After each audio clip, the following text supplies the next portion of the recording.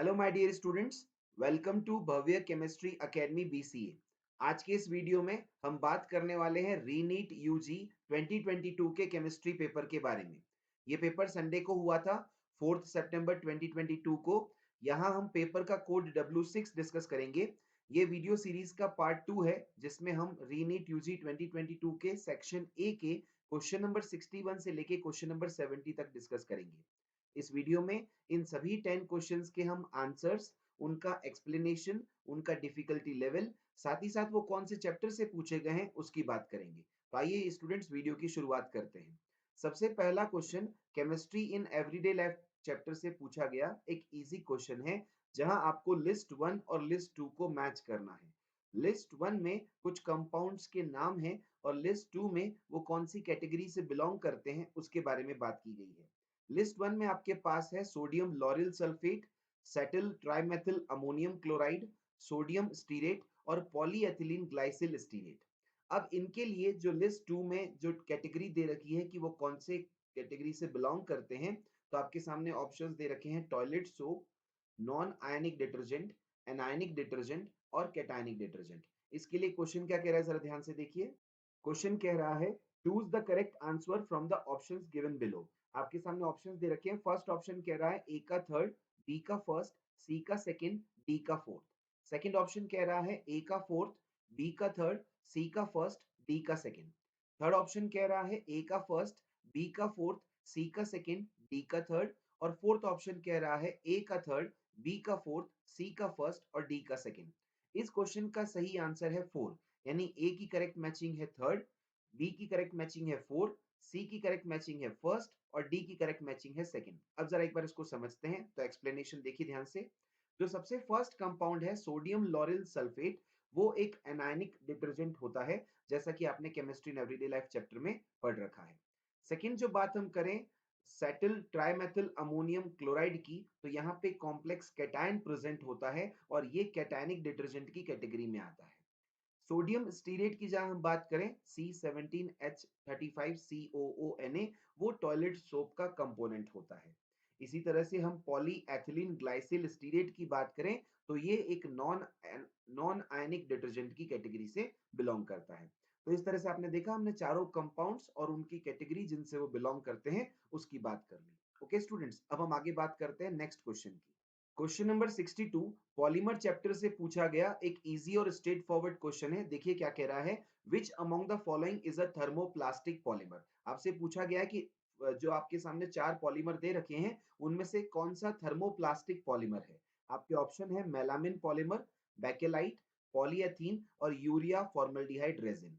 तो इस क्वेश्चन का सही आंसर है थ्री, दैट इज पॉलीएथीन जो होता है वो एक थर्मोप्लास्टिक पॉलीमर है। तो एक बार हम इसका एक्सप्लेनेशन देखते हैं और सारे पॉलीमर्स की कैटेगरी देखते हैं जो यहाँ पे दे रखे हैं। तो देखिए एक्सप्लेनेशन के अंदर polyethylene, polystyrene, polyvinyls etcetera are thermoplastic polymers. यानी अगर हम पॉलीएथीन की बात करें जो कि ऑप्शन 3 में दे रखा है, और इसके जैसे और दूसरे एग्जांपल्स देखें, जैसे पॉलीस्टाइरीन होता है, पॉलीवाइनिल्स होते हैं, ये सभी के सभी थर्मोप्लास्टिक पॉलीमर्स से की कैटेगरी से बिलोंग करते हैं।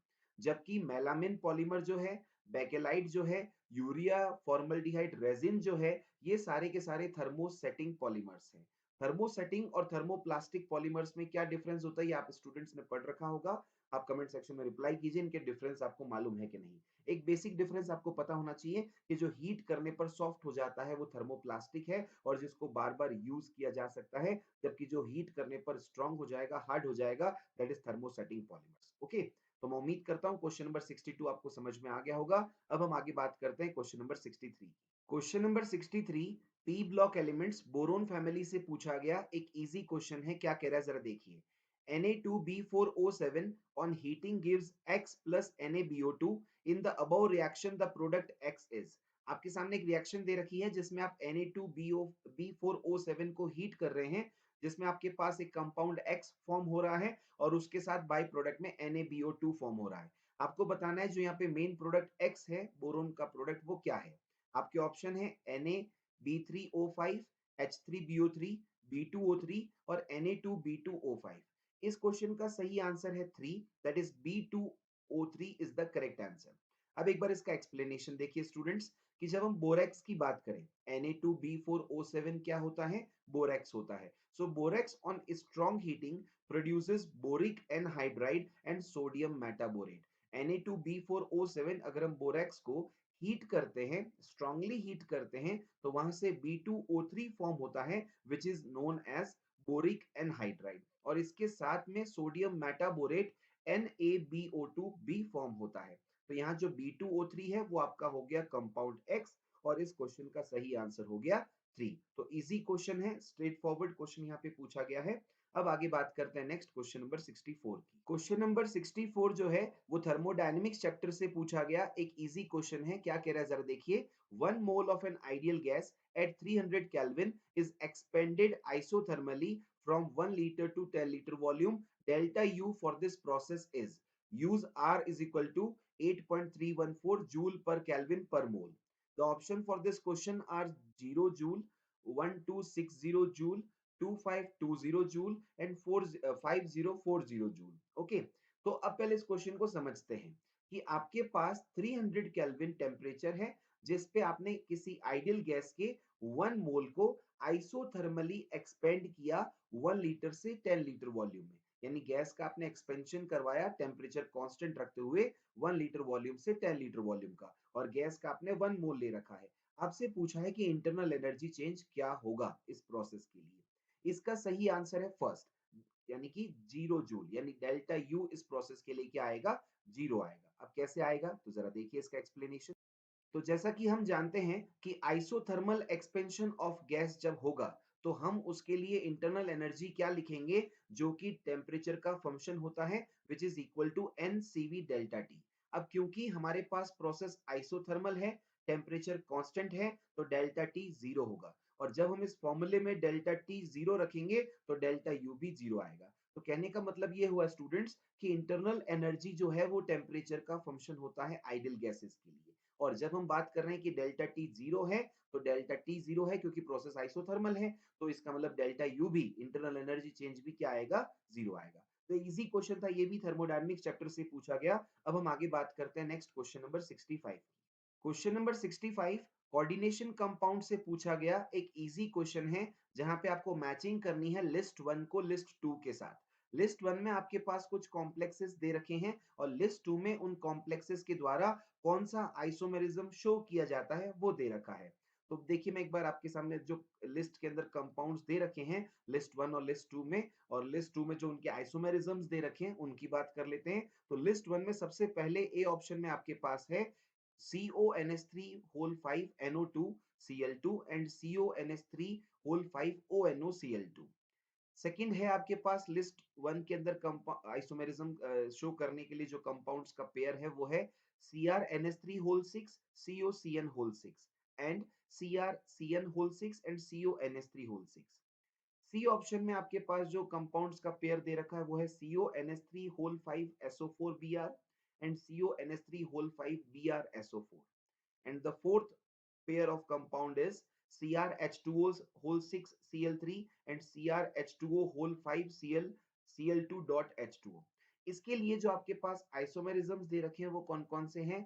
Ionisation isomerism, coordination isomerism, linkage isomerism और सॉल्वेट आइसोमेरिज्म।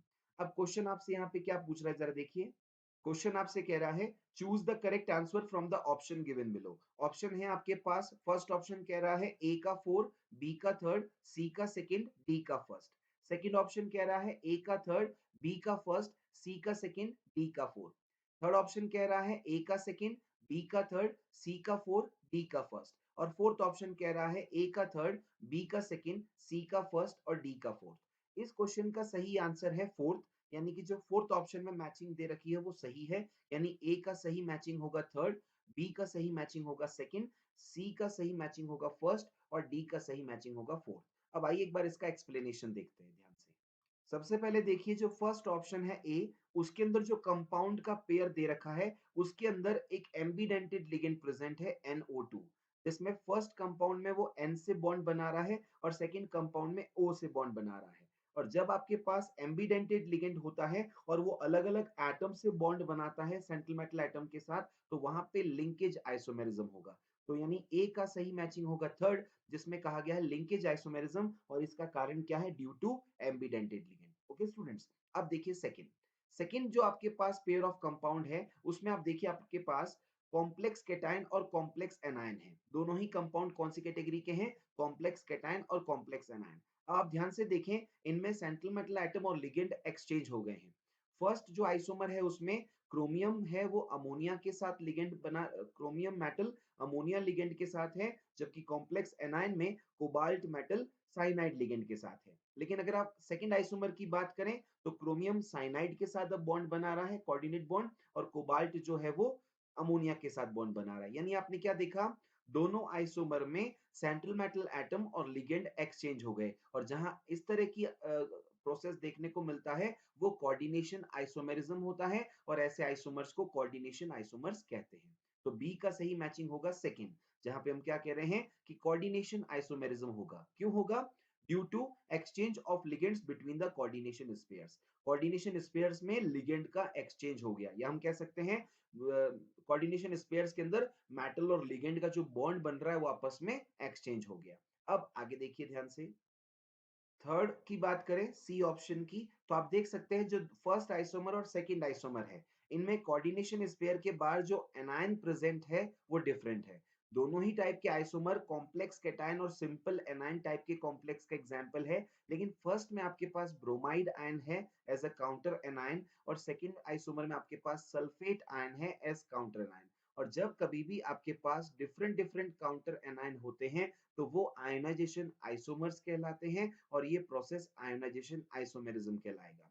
तो सी का सही मैचिंग होगा फर्स्ट, जो कि है आयोनाइजेशन आइसोमेरिज्म। क्यों होगा ये? Due to the formation of different ions after ionisation. यानी अगर हम फर्स्ट कॉम्प्लेक्स का आयोनाइजेशन करेंगे तो आपके पास ब्रोमाइड आयन मिलेगा एक्वा सॉल्यूशन में, और अगर सेकंड का अगर हम सेकंड आइसोमर का आयोनाइजेशन करेंगे तो आपके पास सल्फेट आयन मिलेगा मीडियम के अंदर। ओके, तो आयोनाइजेशन के बाद दोनों ही आइसोमर अलग-अलग आयंस प्रोड्यूस करेंगे। That's why both the isomers given in option C are ionization isomers and the process is ionization isomerism। ठीक है, अब आगे बात करते हैं डी ऑप्शन की। तो डी ऑप्शन में आपके पास जो दो आइसोमर्स दे रखे हैं वो है हाइड्रेट आइसोमर्स, यानी कि सॉल्वेट आइसोमर्स। आप देख सकते हैं यहाँ पे water as a ligand present है, और वाटर क्या हो रहा है यहाँ पे? आप देखिए फर्स्ट आइसोमर में 6 के 6 water molecule as a ligand की तरह बिहेव कर रहे हैं, लेकिन जो सेकंड आइसोमर है उसमें 5 water molecule as a ligand की तरह बिहेव कर रहे हैं, और 1 water molecule as a crystalline water की तरह बिहेव कर रहे हैं। यानी कि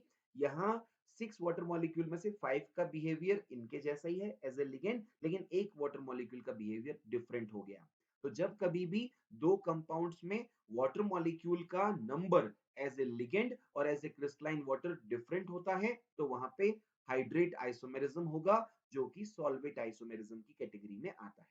तो डी की सही मैचिंग है 4, जहां पे हम कह रहे हैं solvate isomerism is the correct answer, as the number of water molecule as ligand and water of crystallization is different। Okay, तो इसका मतलब हो गया इस क्वेश्चन का करेक्ट आंसर है 4, जिसमें ए की करेक्ट मैचिंग है थर्ड, बी की करेक्ट मैचिंग है सेकंड, सी की करेक्ट मैचिंग है फर्स्ट, और डी की करेक्ट मैचिंग है fourth.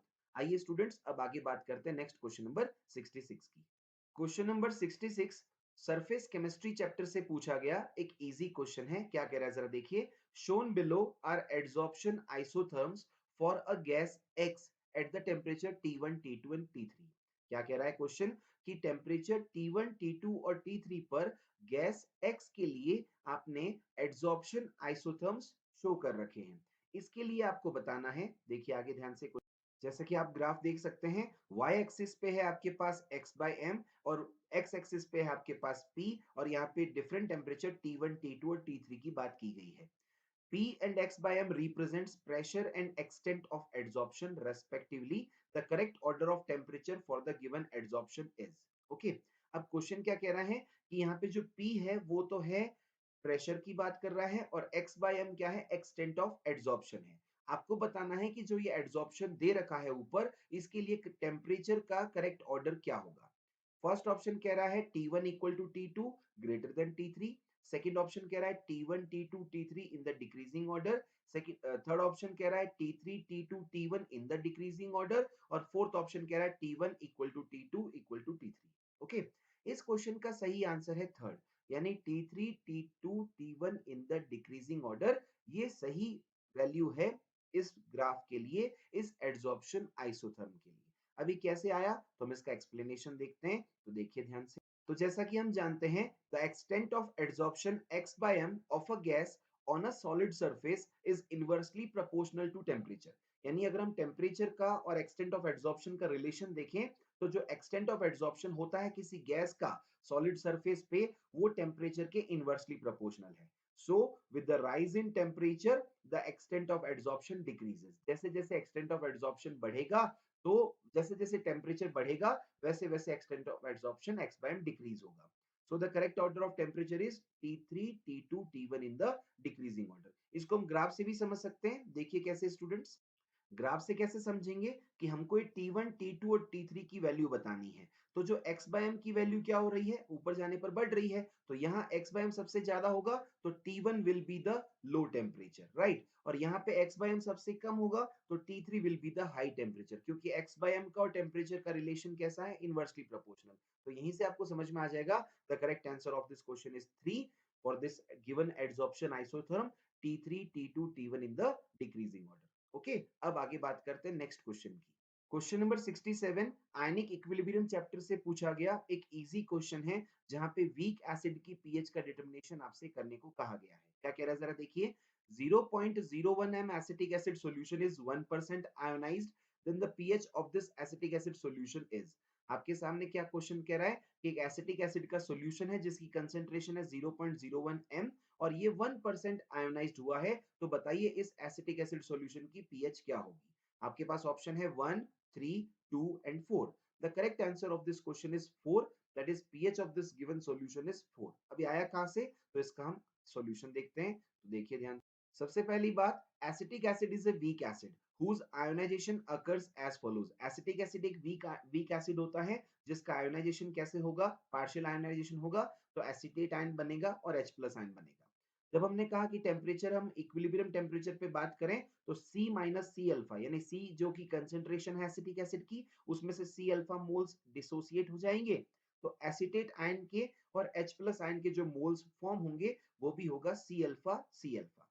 So for weak acid like acetic acid, हम अगर weak acid like acetic acid की बात करें, मतलब एसिटिक एसिड के जैसे जो वीक एसिड होते हैं, उनके लिए H प्लस आयन की कंसेंट्रेशन क्या मिलेगी मीडियम में, which will be equal to C alpha. Okay, जैसा कि यहाँ से आपको दिखाई दे रहा है C अल्फा। C क्या है, concentration of the acetic acid solution, और अल्फा क्या है, कितना परसेंट आयोनाइजेशन हुआ। तो H प्लस कितना आ गया आपके पास 0.01 which is the value of C into alpha कितना है 1%, तो 1/100। इसको सॉल्व कर लेंगे तो H प्लस आपके पास आ गया 10 की पावर -4 m। अब हम अच्छे से जानते हैं पीएच का फॉर्मूला क्या होता है, negative log of H plus ion concentration. H plus ion concentration यहाँ पे पुट कर देंगे, तो देखिए तुमने वैल्यू पुट कर दी, pH is equal to negative log of 10 की पावर -4। ओके, और जब हमने इसको सॉल्व किया तो -4 आगे आ जाएगा, तो -4 लॉग 10, माइनस माइनस प्लस हो जाएगा, तो 4 लॉग 10। जैसा कि हम जानते हैं लॉग 10 की वैल्यू होती है 1, तो पीएच की वैल्यू कितनी आ जाएगी 4। तो इस क्वेश्चन का करेक्ट आंसर है 4, जो कि एसिटिक एसिड के गिवन सॉल्यूशन की पीएच है। ओके स्टूडेंट्स, अब हम आगे बात करते हैं नेक्स्ट क्वेश्चन की, तो देखिए ध्यान से। Question number 68 chemical kinetics chapter से पूछा गया एक मॉडरेट क्वेश्चन है। क्या कह रहा है जरा देखिए। The half life of a first order reaction is 2000 years if the concentration after 8000 years is 0.02 m, then the initial concentration was। क्या कह रहा है जरा देखिए कि आपके पास एक फर्स्ट ऑर्डर रिएक्शन हो रही है जिसका हाफ लाइफ दे रखा है कि 2000 years है। आपसे कहा गया कि 8000 years के बाद कंसेंट्रेशन कितनी है, 0.02 m। तो आपसे ही कहा गया कि इनिशियल कंसेंट्रेशन कितनी थी। तो यहाँ पे आप फर्स्ट ऑर्डर रिएक्शन की थोड़ी सी आप हेल्प लेंगे, जिसमें हम कहेंगे कि जो रेडियो एक्टिव डीके होता है, वहां पे फर्स्ट ऑर्डर रिएक्शन का हाफ लाइफ से कैसे रिलेट करते हैं, तो देखिए कैसे करेंगे इसको, और इसके लिए क्या ऑप्शन गिवन है। तो पहले ऑप्शंस की बात करते हैं, फिर आंसर की, और फिर एक्सप्लेनेशन की। इस क्वेश्चन के लिए आपके पास ऑप्शन है 0.04 m, 0.16 m, 0.32 m and 0.08 m। इस क्वेश्चन का सही आंसर है 3, that is 0.32 m is the initial concentration. Okay, अब ये कैसे आया, तो इसका एक्सप्लेनेशन देखिए। सबसे पहले जब इस तरह के क्वेश्चंस आते हैं, तो आपको पहले नंबर ऑफ हाफ लाइफ निकालने होंगे। नंबर ऑफ हाफ लाइफ कितनी है, वो कैसे निकालते हैं? उसका फॉर्मूला होता है n is equal to t given upon t half. T given मतलब कितने टाइम की बात की जा रही है और हाफ लाइफ उस गिवन रिएक्शन का कितना है। तो number of half life n is equal to, क्योंकि आपसे कहा गया है कि 8000 ईयर्स के बाद कंसेंट्रेशन इतनी है, तो टाइम कितना गिवन है? 8000 ईयर्स। हाफ लाइफ कितनी है? 2000 ईयर्स। इसको जब आपने डिवाइड कर दिया तो n आ गया 4, यानी आपके पास नंबर ऑफ हाफ लाइफ कितनी है? 4। ओके, अब आगे देखिए ध्यान से। अब फर्स्ट ऑर्डर रिएक्शन से हम अच्छे से जानते हैं कि कंसंट्रेशन और quantity remain after n half life is given as, कि फर्स्ट ऑर्डर रिएक्शन से अगर हम बात करें तो n हाफ लाइफ होने के बाद t टाइम पर कितनी कंसंट्रेशन हो जाएगी? That is given as at। और वो कैसे कैलकुलेट करेंगे? a नॉट अपॉन 2 की पावर n। a नॉट क्या है? इनिशियल कंसंट्रेशन, और n क्या है? Number of half life. यहाँ पे a नॉट जो इनिशियल कंसंट्रेशन है वो आपको कैलकुलेट करना है। कंसंट्रेशन एट टाइम t, जिस टाइम पे बात कर रहा है वो क्वेश्चन में गिवन है 80, और 2 की पावर n, n आपको अपने ऊपर डिटरमाइन कर लिया, नंबर ऑफ हाफ लाइफ कितने हैं तो वैल्यूज पुट कर देते हैं। Concentration at time t 8000 years पर कंसंट्रेशन कितनी है? 0.02 m। 2 की पावर n आपने ऊपर डिटरमाइन कर लिया, n कितना है? नंबर ऑफ हाफ लाइफ 4, और m है ही है इस कंसंट्रेशन की यूनिट। ओके, तो a नॉट कितना आ जाएगा? 0.02 into 16, that comes out, a naught comes out to be 0.32 m। Okay, तो ये हो गया जो इनिशियल कंसंट्रेशन गिवन थी।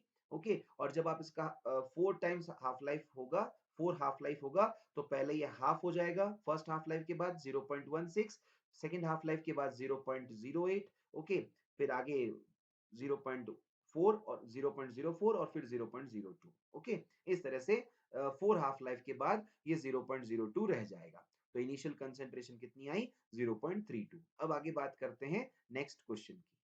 क्वेश्चन नंबर 69 एमीन्स चैप्टर से पूछा गया एक इजी क्वेश्चन है। क्या कह रहा है जरा देखिए। The product formed from the following reaction sequences. आपके सामने एक रिएक्शन सीक्वेंस दे रखी है जिसमें आपको बताना है फाइनल प्रोडक्ट क्या फॉर्म होगा। तो देखिए जरा इसके ऑप्शन, फिर हम इसके आंसर और एक्सप्लेनेशन की बात करते हैं।